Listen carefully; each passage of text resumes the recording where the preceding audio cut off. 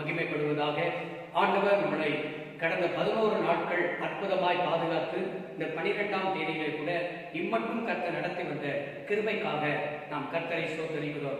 இந்த நாளிலும் கர்த்தர் நம்முடைய திருச்சபைக்கு தந்ததான வார்த்தை என்னவென்று சொன்னால், எடுத்துக்கொள்வோமாக 2 கொரிந்தியர் 4ஆம் அதிகாரம் 17வது வசனம். மேலும் காணப்படுகிறவைகள் அல்ல, காணப்படாதவர்களை நோக்கி இருக்கிற நமக்கு அதி சீக்கிரத்தில் நீங்களும் லேசான நம்முடைய உபத்திரவம் மிகவும் அதிக நித்திய கனமகிமையை உண்டாக்குகிறது. சர்வ வல்லமையுள்ள தெய்வமே, இந்த வார்த்தையை கர்த்தர் அபிஷேகித்திருக்காரோ, இந்த காணொளி மூலமாக யார் யாரெல்லாம் ஆங்காங்கே தங்களுடைய வீடுகளில் இருந்து கேட்கிறார்களோ, என்னோடு கூட கர்த்தரை ஆராதிக்கிறார்களோ, உடைய பிள்ளைகள் கேட்கிற வசனத்தை கேட்கிற உடைய பிள்ளைகள் மேலேயே பரிசுத்த ஆவியானுடைய ஆசீர்வாதம் இறங்கி வர ஜெபிக்கிறோம். கர்த்தர் பெரிய காரியங்களை செய்வீராக. இயேசு கிறிஸ்துவின் நாமத்தில் கேட்கிறோம் நல்ல பிதாவே, ஆமென். ஆண்டவருடைய நாமம் மகிமைப்படுவதாக. இங்கே 2 கொரிந்தியர் 4ஆம் அதிகாரத்தில் 17வது வசனத்தில் வாசிக்கிறோம், அதி சீக்கிரத்தில் நீங்கிடும் லேசான உபத்திரவம் என்று என்ன செய்யப்பட்டிருக்கிறது. பவுல் தன்னுடைய ஊழிய அனுபவத்தை என்ன செய்திருக்கிறார், எழுதியிருக்கிறார். அதி சீக்கிரத்தில் என்ன செய்துவிடும், இந்த லேசான உபத்திரவம் நீங்கிவிடும் என்ன செய்திருக்கிறார், எழுதியிருக்கிறார். ஊழியத்தில் எவ்வளவு போராட்டங்கள், உபத்திரவங்கள், பாடுகள், நிந்தைகள் எல்லாவற்றையும் சகித்த அந்த தேவ மனிதன் தான் தன் அனுபவத்தை என்ன செய்திருக்கிறார், அங்கே சொல்லியிருக்கிறது தான் நம் வேதத்தில் என்ன செய்யப்படுகிறது, வாசிக்க முடிகிறது. அதாவது அங்கே லேசான உபத்திரவம் என்று என்ன செய்திருக்கிறார், வார்த்தை உச்சரிக்கப்பட்டிருக்கிறதை நாம் வாசிக்க முடிகிறது.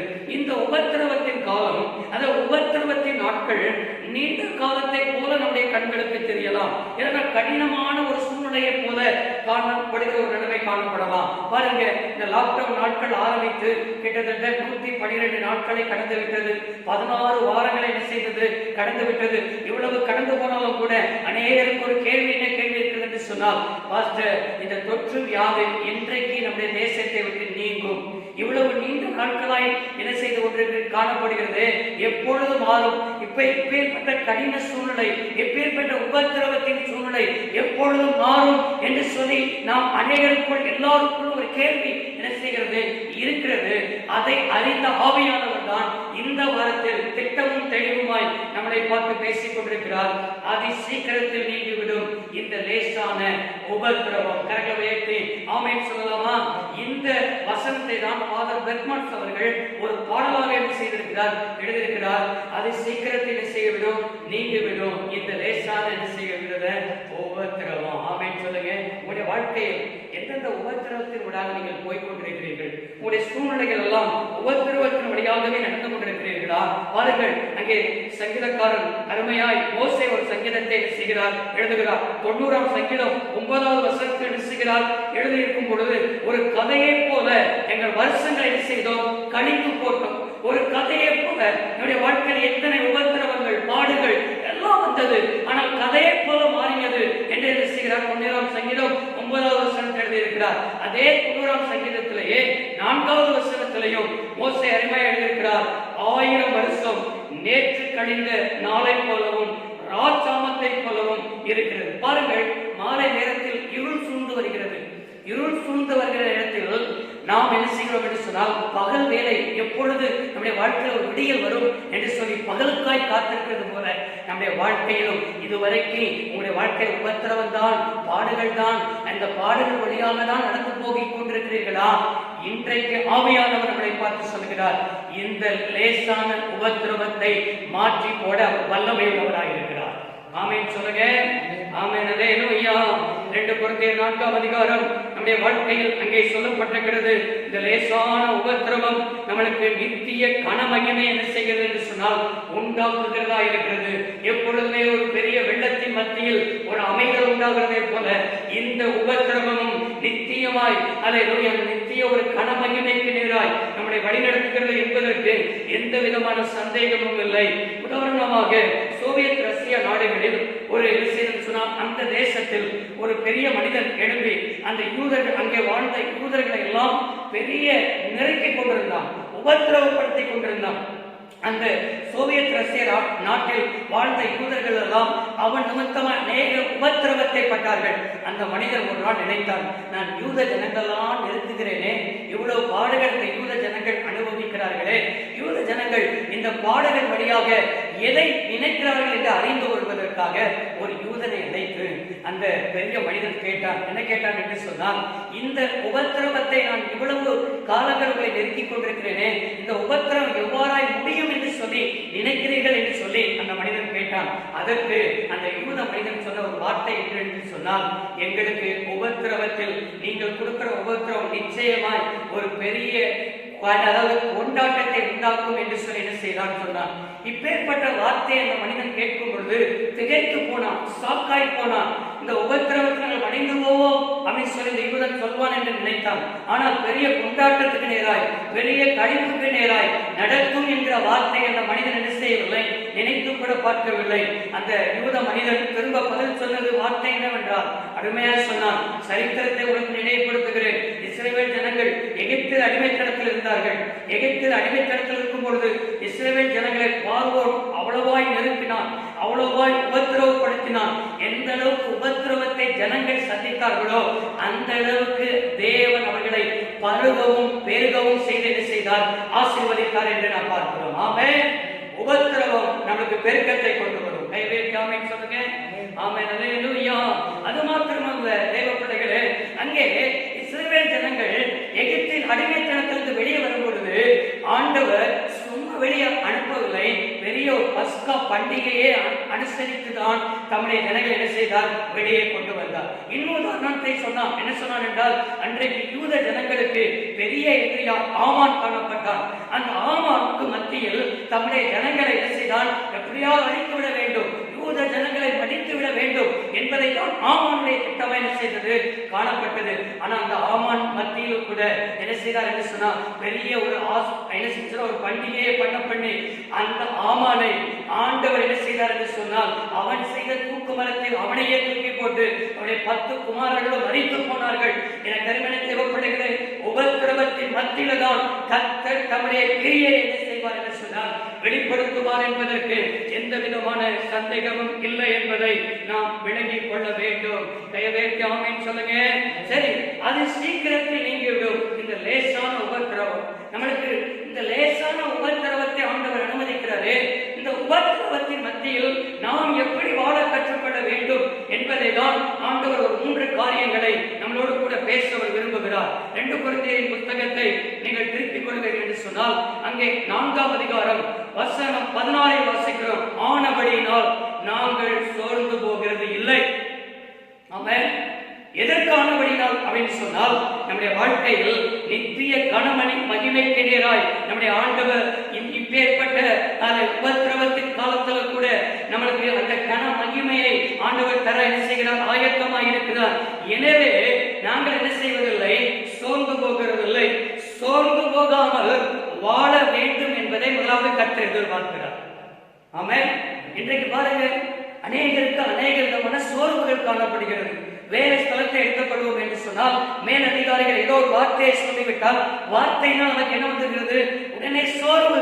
குடும்பத்தில் பெற்றோர்கள் திட்டிவிட்டால் உடனே சோர்வு. பள்ளிக்கூடத்தில் ஆசிரியர்கள் திட்டிவிட்டால் படிப்பை குறித்து ஒரு விரக்தி. இப்படி அநேக சோர்வுகள் மத்தியில் ஏதோ ஒரு சோர்வு ஒரு அனுபவத்தில் உடைய வாழ்க்கையில் காணப்படுகிறீர்களா? இன்றைக்கு எப்பேற்பட்ட சோர்வில் நீங்கள் காணப்பட்டாலும் சரி, இன்னைக்கு ஆண்டவர் சொல்கிற ஒரு வார்த்தை, இந்த உபத்திரவம் சீக்கிரமா லேசாக உபத்திரவம் மாறிவிடும். எனவே சோர்வில் இருந்து நம்முடைய ஆண்டவர் வெளிவரதான் கர்த்தர் பேசிக் கொண்டிருக்கிறார். ஆமென் சொல்லுங்க. ஆமென். பெரிய தீர்க்கதரிசி, வானத்திலிருந்து அக்கினியை இறக்கினவன் யாரு? எலியா தீர்க்கதரிசி. வசனம் வாசிக்கிறோம். 1 ராஜாக்களின் புத்தகம் 19ஆம் அதிகாரம். ஏசபேல் சொன்னார், அல்லேலூயா. என்ன சொன்ன வார்த்தை என்று சொன்னால், அங்கே அல்லேலூயா, இங்கே அல்லேலூயா பாருங்க, பாகால் தீர்க்கதரிசிகளுக்கு நீ எதை செய்தாயோ அப்படியே நாளைக்கு உன் ஜீவனுக்கு என்ன செய்வேன் என்று சொன்னார். இந்த ஒரு வார்த்தை தான் வானத்திலிருந்து அக்கினி இறக்கினவனே என்ன செஞ்சுட்டான்னு சொன்னா, சோர்ந்து போய் சூரச்செடியில போய் சொல்கிறார், நான் பிதாக்களை பார்க்கிறேன் இல்லை, நல்லவன் அல்லன்னு சொல்லி நான் சாக வேண்டும் என்று சொல்லி என்ன செய்தான், படுத்துக் கொண்டான். சாக வேண்டும் ஒரு வார்த்தை. அல்லேலூயா. அங்கே ஆகாப்புடைய மனைவி ஏசேத்தை சொன்ன ஒரு வார்த்தை மட்டும் அவனுக்குள்ள என்ன வந்துருச்சு, சோர்வு. மனிதர்கள் சொல்கிற வார்த்தை. அதனாலதான் நம்ம என்ன செய்யணும் சொன்னா, சிலருக்கு என்ன செய்கிற வார்த்தை நாம் காயப்படுத்தாதீங்க. அல்லேலூயா. உங்களால் உதவி கூட செய்ய முடியலன்னு சொன்னா உபத்திரவத்தை என்ன செய்யாதீர்கள், கொடுக்காதீர்கள். வார்த்தை நிமித்தம் அல்லேலூயா மற்றவர்களை காயப்படுத்தி ஆண்டவரை விட்டு தூரம் போக வைத்து விடாதீர்கள் என்று சொல்லி நாம் என்ன செய்கிறோம், சொல்லிக் கொண்டிருக்கிறோம். இந்த வார்த்தையை கேட்டுக் கொண்டிருக்கிற பிள்ளைகளே, எலியாவை போல காலம் கொண்டு எலியாவை போல சோர்ந்து இருப்பீர்கள் என்று சொன்னால், இன்னைக்கு எலியாவை தட்டி எழுப்ப ஒரு தூதனை அனுப்பினது போல இன்றைக்கு சோர்ந்து போயிருக்கிற உங்களை தட்டி எழுப்பதான் இந்த காணொளி மூலமாக கர்த்தருடைய ஆவியானவர் என்ன செய்து கொண்டிருக்கிறார், பேசிக் கொண்டிருக்கிறார். இன்றைக்கு சோர்விலிருந்து உங்களை தட்டி எழுப்பிக் கொண்டிருக்கிறார். நீங்கள் பண்ண வேண்டிய தூரம் வெகு தூரம் என்பதை ஆவியானவர் திட்டமும் தெளிவுமாய் பேசிக் கொண்டிருக்கிறார். அதே நம்முடைய வாழ்க்கையில் பாருங்க, 2 கொரிந்தியர் 4ஆம் அதிகாரம் வசனம் 4ஆம் அதிகாரம் 1வது வசனத்தில் வாசித்து பார்ப்பீர்கள் என்று சொன்னால், அதே அதிகாரத்தில் ஊழியத்தை குறித்து பவுல் என்ன செய்கிறார், அருமையாக எழுதுகிறார். இப்படிப்பட்ட ஊழியத்தை உடையவர்களாகிய நாங்கள் இரக்கத்தை பெற்றிருப்பதால் சோர்ந்து போவதில்லை. ஆண்டவரிடத்தில் இரக்கத்தை பெற்று இருப்பதனால் எங்களுக்கு இந்த ஊழியத்தில் எத்தனை பாடுகள் வந்தாலும், உபத்திரவங்கள் வந்தாலும், போராட்டங்கள் வந்தாலும் எங்களுக்கு ஆண்டவர் இரக்கம் செய்கிறவராக இருக்கிறார். அதனாலதான் நாங்கள் என்ன செய்வதில்லை என்று சொன்னால் சோர்ந்து போவது இல்லை என்று என்ன செய்கிறார், தைரியமாய் சொல்கிறார். சோர்வு என்பது பிசாசு பயன்படுத்துகிற ஒரு பெரிய ஆயுதம். அடுத்த ஒரு வேலையை செய்ய முடியாத அளவுக்கு, அடுத்த ஊழியத்தை செய்ய முடியாத அளவுக்கு நம்முடைய வாழ்க்கையில சோர்ந்து போய் நான் சாகணும்னு சொல்லி என்ன செய்தான், அன்றைக்கு எலியா படுத்திருந்தான். இதே போலதான் உன்னை கொண்டு தேவ திட்டத்தை கடத்த முடியாத அளவுக்கு, உன்னை கொண்டு ஆவியானவர் பயன்படுத்த முடியாத அளவுக்கு இன்றைக்கு சோர்வில் இருக்கிறீர்கள். சோர்வில் இருந்து ஆவியானவர் தட்டி கொண்டிருக்கிறார். கையை ஆமென் சொல்லுங்க. இரண்டாவதாக, அதை சீக்கிரத்தில் நம்முடைய வாழ்க்கையில் இந்த உபத்திரவம் நீங்கிவிடும் என்று சொல்கிறாரே, இந்த உபத்திரவம் நீங்கி விடுவதற்கு நாம் எப்படி வாழ கற்றுக்கொள்ள வேண்டும் என்று சொன்னால், மத்தேயு 16ஆம் அதிகாரம் வசனம் 33 இயேசு கிறிஸ்து அழகாய் சொன்னார், உலகத்தில் உபத்திரவம் உண்டு, ஆனாலும் திடன் கொள்ளுங்கள், நான் உலகத்தை செய்தேன், ஜெயித்தேன். இயேசு சொல்லிவிட்டு தான் சென்றிருக்கிறார். இந்த உலகத்தில் நீ வாழும்போது ஒவ்வொரு நாளைக்கு இருக்குன்னு சொன்னால் உபத்திரவம் இருக்கு. ஒவ்வொருவருக்கும் ஒவ்வொரு விதமான உபத்திரவங்கள் செய்யும் வரும். எல்லாருக்கும் உபத்திரவம் இருக்குது. ஊழியர் செய்கிறவர்களுக்கும் உபத்திரவம் இருக்கிறது. அதே போல கர்த்தருடைய பிள்ளைகளுக்கும் உபத்திரவம் இருக்குது. நீங்க வேலை செய்கிற இடத்துல ஒரு உபத்திரவம் இருக்கும், குடும்பத்தில் ஒரு உபத்திரவம் இருக்கும், அக்கம் பக்கத்தில் ஒரு உபத்திரவம் இருக்கும், எல்லாவற்றிலும் இருக்கும். இயேசு அதை தான் சொல்லியிருக்கிறார், உலகத்தில் உபத்திரவம் உண்டு, ஆனாலும் திடன் கொள்ளுங்கள், நான் உலகத்தை என்ன செய்தேன், ஜெயித்தேன். ஆமென். இரண்டாவது, இந்த அல்லேலூயா இப்பேற்பட்ட உபத்திரவத்தை நாம் எப்படி வாழ கற்றுக்கொள்ள வேண்டும் என்றால் திட நம்பிக்கையோடு வாழ கற்றுக்கொள்ள வேண்டும். கையை உயர்த்தி ஆமென் சொல்லுங்க. திட நம்பிக்கையை மாத்திரம் என்ன செய்யக்கூடாது, விட்டுவிடக் கூடாது. யோசுவாவின் புத்தகத்தில் ஆண்டவர் யோசுவாவை கொண்டு என்ன செய்கிறார், எழுதுகிறார். வசனம் நாம் திருப்பிக் கொள்வோம் என்று சொன்னால் 1ஆம் அதிகாரத்தை திருப்பிக் கொள்ளுங்கள். அங்கே ஆண்டவர் யோசுவாவோடு கூட பேசுகிறார். யோசுவா 1 வசனம் 6, பலம் கொண்டு திடமனதாயிரு, இந்த ஜனத்தின் பிதாக்களுக்கு நான் கொடுப்பேன் என்று ஆணையிட்ட தேசத்தை நீ இவர்களுக்கு பங்கிடுவார். பலம் கொண்டு என்ன செய்ய, திடமனதாயிரு. நான் மோசையோடு கூட இருந்தது போல நான் என்ன செய்வேன், உன்னோடு கூட என்ன செய்வேன், இருப்பேன். ஏன்னா மோசை இன்றைக்கு மறைத்து போகிறார். மோசை கூட இருந்த உடன் ஊழியன் தான் இந்த யோசுவா. யோசுவாவுக்கு நன்றாய் தெரியும், இந்த மோசைக்கே கீழ்ப்படியாத ஜனங்கள், வணங்காக்களுக்குள்ள ஜனங்கள், முறுமுறுக்கிற ஜனங்கள், எதிர்த்து நிற்கிற ஜனங்கள், அவ்வளவு பெரிய மோசையாலேயே இந்த ஜனங்கள் என்ன செய்வதில்லை, நடத்துவதற்கு திகைத்து போன நிலைமை. ஆமென். மோசையே இந்த ஜனங்களை நடத்துவதை காட்டிலும் அல்லேலூயா எத்தனை முறை சோர்ந்து போனார். ஆனா அப்படி மோசையாலே முடியாதது எப்படி நம்மளால் முடியும்? மோசையும் மறைத்து விட்டாரே, இந்த ஜனங்களை நாம் தான் நடத்த வேண்டும் என்று சொன்னால் எப்படி நடத்துவது என்று சொல்லி இந்த ஜனங்களை குறித்து பயமும் திகிலும் யோசுவாவுக்கு வந்துவிட்டது. யோசுவாவுக்கு வந்துவிட்டது நிமித்தம் தான் கர்த்தருடைய ஆவியானவர் யோசுவாவை பார்த்து சொன்னார், நான் மோசையோடு தரு போல நான் உன்னோடு கூட இருப்பேன். உயிரோடு இருக்கிற நாளெல்லாம் உனக்கு முன்பாக ஒருவனும் என்ன செய்வதில்லை, எதிர்த்து நிற்பது இல்லை. நீ பலம் கொண்டு என்ன செய்ய சொன்னால் திடமனதாயிரும். ஆமென்.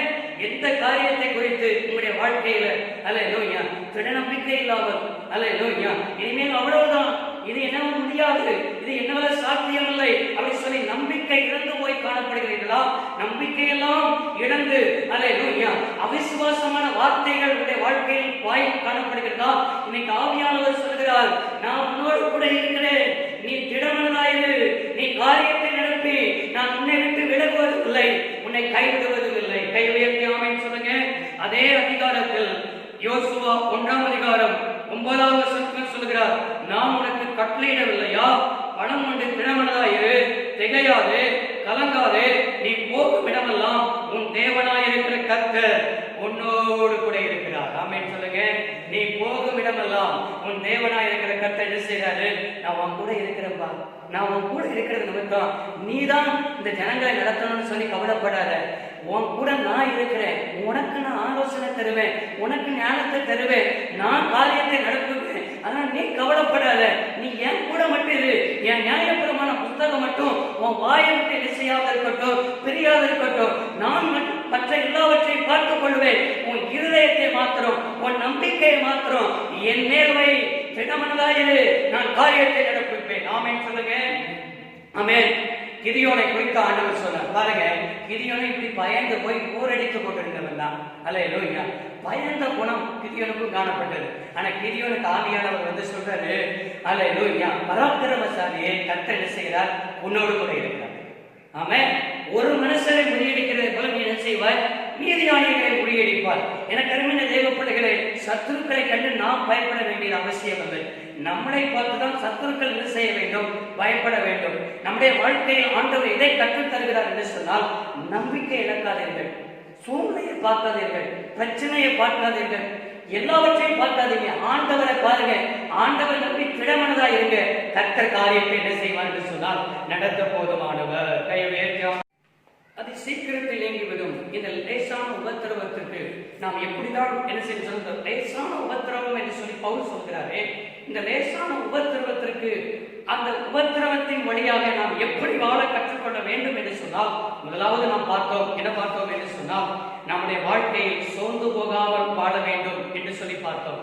இரண்டாவதாக திட நம்பிக்கையோடு என்ன செய்யணும்? வாழ வேண்டும் என்று சொல்லி பார்த்தோம். மூன்றாவதாக பொறுமையை சகித்து நம்ம என்ன செய்ய வேண்டும்? வாழ வேண்டும். பொறுமை நமக்கு வேணும். அந்த பொறுமையோடு அதை சகித்துக் கொண்டு என்ன செய்ய வேண்டும்?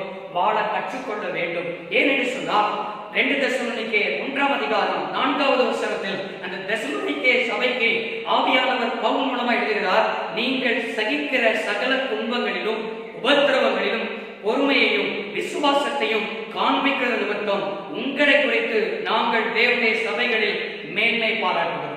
அந்த சபையை குறித்து ஆவியானவர் என்ன செய்கிறார் என்றால் வெற்றி கொண்டு எழுதுகிறார். நீங்கள் சகிக்கிற சகல துன்பங்கள், எல்லா துன்பத்தையும் என்ன செய்கிறீர்கள் சொன்னால் பொறுமையோடு என்ன செய்கிறீர்கள்? சகிக்கிறீர்கள் என்று எழுதுகிறார். இன்றைக்கு ரட்சிக்கப்பட்ட தேவ பிள்ளையுடைய வாழ்க்கையில் எதுதான் காணப்பட மாற்றுகிறது என்று சொன்னால் பொறுமைதான். அநேகர் என்ன செய்வதில்லை. அநேகருக்கு ஆலோசனை கொடுக்கும் போது சொல்லுவாங்க, பொறுமையோடு இதை செய்ய பிரதர், பொறுமையோடு இதை செய்ய சிஸ்டர் அப்படின்னு சொல்வாங்க. ஆனால் அவருடைய வாழ்க்கையில் தனிப்பட்ட சூழ்நிலையில் ஒரு உபத்திரவங்கள் வரும் பொழுது என்ன செய்கிறது என்றால் பொறுமையை காண்பிக்கிறது இல்லை. யோபுவை குறித்து நாம் யாக்கோபு நிருபக்காரன் அருமையாய் 5ஆம் அதிகாரம் 11வது வசனத்தில் எழுதி வைத்திருக்கிறான்.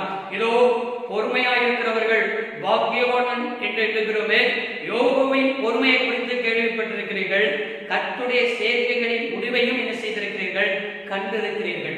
யோபுடைய பொறுமையை குறித்து யாக்கோபு பொதுவான நிருபத்தில் என்ன செய்திருக்கிறார்? எழுதியிருக்கிறார். அவர் பொறுமையோடு இருந்தது நிமித்தமாய் இழந்து போன எல்லாவற்றையும் கர்த்தருடைய வாழ்க்கையில் என்ன செய்தார்? ரெட்டிப்பாய் கொடுத்தார். இன்னைக்கு பொறுமையை சகிக்கணும், அதுதான் பாக்கியவான். ஆனா அந்த யோபு பொறுமையை சகித்தார் என்று எழுதப்பட்டிருக்கிறது. ஆனா வசனம் சொல்கிறது, யோபு 2ஆம் அதிகாரம் 10வது வசனத்தில் யோபு தன் உதடுகளால் கூட என்ன செய்யவில்லை? பாவம் செய்யவில்லை. அதே யோபு 3ஆம் அதிகாரம் 1வது வசனத்தில் என்ன செய்யப்பட்டிருக்கிறது? எழுதப்பட்டிருக்கிறது, அந்த யோபு தன்னுடைய பிறந்த நாளை என்ன செய்தார்? சபித்தார் என்று எழுதப்பட்டிருக்கிறது. ஆமென். அல்லேலூயா. இன்றைக்கும் அல்லேலூயா. அந்த யோபுடைய பொறுமையை போல உங்களுடைய வாழ்க்கையில் என்ன செய்யணும்? பொறுமையா இருங்கள். நீங்கள் பொறுமையா இருக்கும்போது பாக்கியவான்களா இருப்பீர்கள். கடைசியாக ஒரே ஒரு வார்த்தையை மாத்திரம், சங்கீதம் 22ஆம் சங்கீதத்தை நீங்கள் திருப்பிக் கொள்ளுங்கள். 22ஆம் சங்கீதம் வசனம் 24 ஆவியானவர் நமக்கு தருகிற ஒரு வார்த்தை என்றால், உபத்திரவப்பட்டவனுடைய உபத்திரவத்தை அவர் அற்பமாய் இல்லாமலும் அருவருக்காமலும் தம்முடைய முகத்தை அவனுக்கு மறைக்காமலும் தம்மை நோக்கி அவன் கூப்பிடுகையில் அவனை அல்லேலூயா அவன் ஜெபத்தை கர்த்தர் கேட்டருகிறவராயிருக்கிறார். உங்க உபத்திரவப்படுகிற உபத்திரவத்தை அவர் என்ன செய்ய மாட்டார்? அற்பமா எண்ண மாட்டார். எனவே உங்களுடைய வாழ்க்கையிலும் இந்த உபத்திரவம் கொஞ்ச நாளைக்கு தான் இருக்கும். இந்த உபத்திரவத்தை கடந்து நீங்க செல்வீர்கள். அல்லேலூயா. இந்த உபத்திரவத்தின் நாட்களிலும் கூட சோர்ந்து போகாமல் வாழ கற்றுக்கொள்ளுங்கள். திடநம்பிக்கையா வாழ கற்றுக்கொள்ளுங்கள். பொறுமையோடு சகித்து வாழ கற்றுக்கொள்ளுங்கள்.